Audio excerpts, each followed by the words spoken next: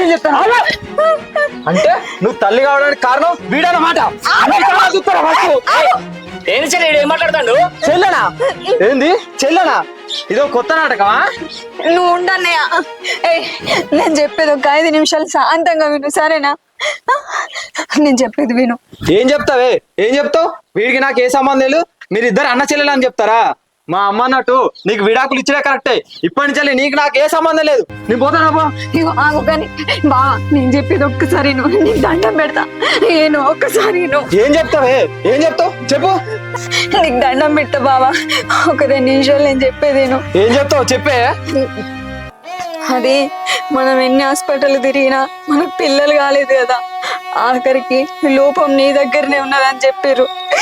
ఆ బాధ తట్టుకోలేక నేను ఎవ్వరికి చెప్పుకోవాలో అర్థం కాక ఈ అన్న, మా ఊరన్న, ఈయనతోడు చెప్పుకున్నా.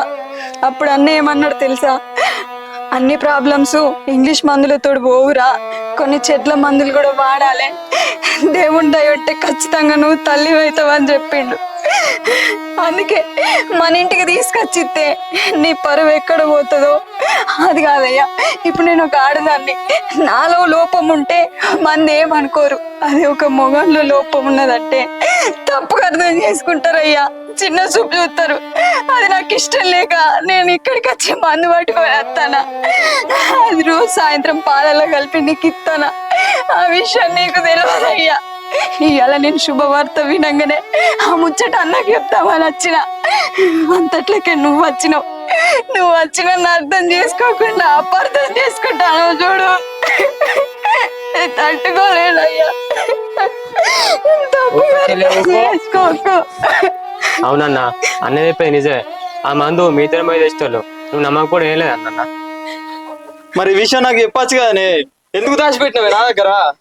నీకు చెప్పితే నువ్వు నమ్ముతావో నమ్మవో, ఇవన్నీ 3 నమ్మకాలని కొట్టి పారేస్తే అప్పుడు మనం అనుకున్న జరగపోవచ్చు కదనే, అందుకే నీకు చెప్పలేదు.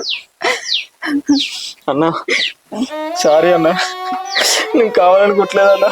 సరే అయితే మనం కానీ సరే చెల్లె ఏడవకు, ఆరోగ్యం మంచిగా చూసుకో,